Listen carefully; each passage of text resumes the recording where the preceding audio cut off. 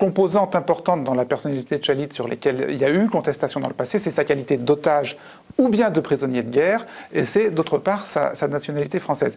Alors, si je pose les questions aujourd'hui, c'est parce qu'aujourd'hui, si manifestement les grands médias l'ont reconnu otage français et l'ont médiatisé comme un otage français, lors ça n'a pas toujours été le cas, non. Et d'ailleurs vous le disiez, pendant toute la détention de Chalit. Effectivement, pour récapituler un petit peu, Le Monde ne mentionne pas le soldat Chalit dans la liste des otages français lorsqu'il fait un dossier spécial, notamment en avril 2010. France Info, pareil, ne cite pas Chalit comme faisant partie des otages français.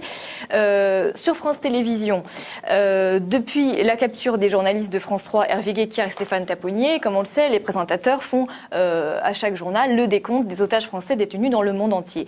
Mais pendant un an, ils ne comptent pas le soldat Gilad Shalit. Alors, les responsables d'un comité de soutien de Gilad Shalit en France vont se mobiliser pour faire changer ce décompte. Alors, parce que pour eux, cette médiatisation est le meilleur moyen de protéger la vie de Gilad Shalit.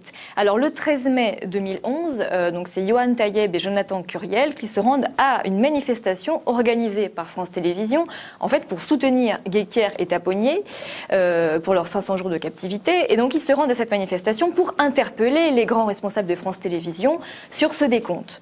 Et là, ils leur demandent pourquoi Shalit n'est pas dans ce décompte. Regardez, ils sont pour le moins embarrassés.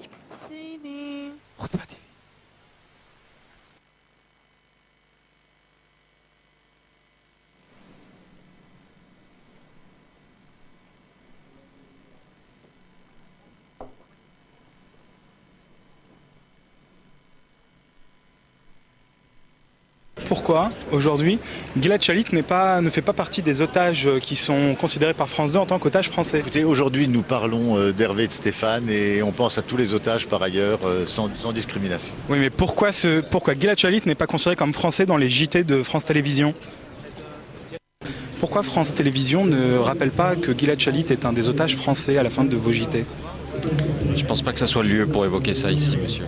Pourquoi France Télévisions omet de citer les 10 otages français dans le monde et n'en considère que 9, sachant que le 10e c'est Gilad Shalit? Parce qu'effectivement, on n'est pas à un moment donné dans notre logique.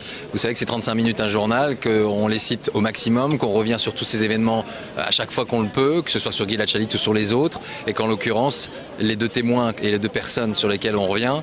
Ça, on est entièrement d'accord, mais le sens de la question, c'est pourquoi pour France Télévisions, quand on cite 9 otages français, c'est faux puisqu'il y en a 10.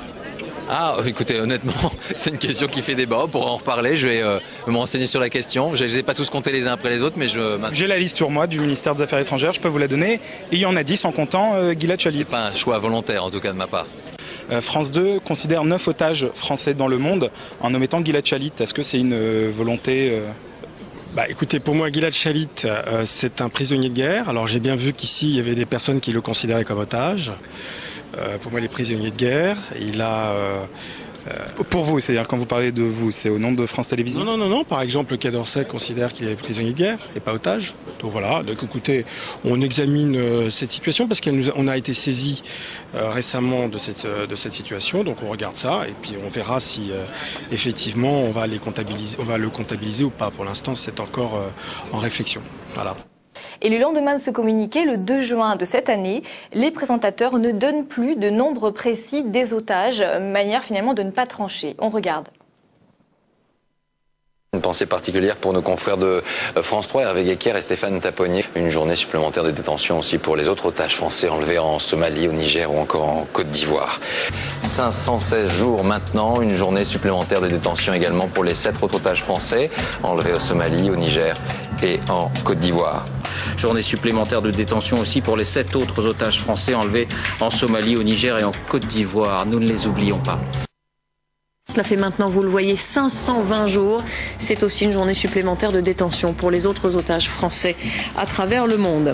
C'est également une journée supplémentaire pour les autres otages français détenus dans le monde. Alors TF1 fera de même et RFI aussi change son décompte malgré les protestations du syndicat national des journalistes.